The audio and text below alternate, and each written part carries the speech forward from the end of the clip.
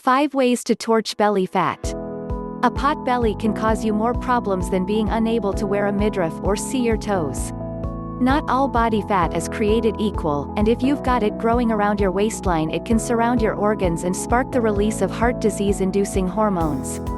Abdominal fat cells act more like a gland or an organ, and release hormones that have a negative effect on our body's insulin control, blood pressure and blood clotting. The good news for people who want to live a long life is that visceral fat, the type that hangs around our middles, is much easier to shift than subcutaneous fat, the fat you can pinch that's found on our hips, thighs, bums and arms. Here's how. 1. Get your heart rate up. Visceral fat pretty much hates exercise, particularly the cardio variety. If you're trying to bust your belly, then jog, swim, cycle or, even better, do high-intensity interval training, HIIT. A U.S. study found people who did high-intensity training had a 20% decrease in belly fat. It's not entirely clear why, but it seems to respond a little better to it than subcutaneous fat, which is the padding women tend to get on their thighs, hips and arms, accredited practicing dietitian Lauren McGuckin told 9MSN Coach. 2. Skip saturated fat. Saturated fat, which is found in fatty meat, butter and cream, is much more likely to store around your middle than polyunsaturated fat, which is the type found in nuts, seeds, oily fish and soybeans. Swedish researchers got 39 men and women to eat muffins made with either saturated fat or polyunsaturated fat every day for 7 weeks on top of their usual diet. Both groups gained a similar number of kilos over the 7 weeks, but those who ate the saturated fat muffins put on way more fat around the middle, while those eating the polyunsaturated fat muffins gained 3 times as much muscle.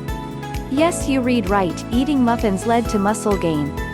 If that's not the feel-good story of the year, we're not sure what is. 3.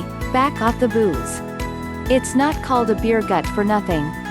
Not only is alcohol relatively high in calories, it also dampens our inhibitions, so we're more likely to smash an extra slice or 3 of pizza.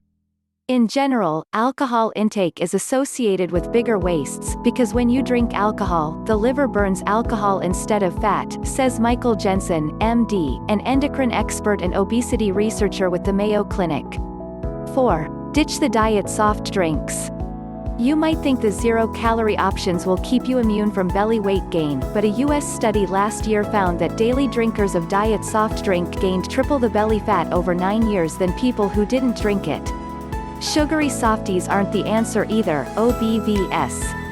A 2012 study found that drinking regularly is also associated with a bigger belt size and more belly fat. 5. Chill out.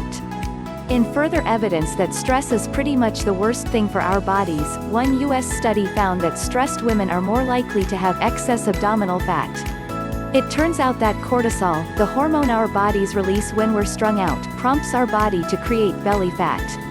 But the bad news doesn't end there. It seems that people with belly fat are also more prone to stress.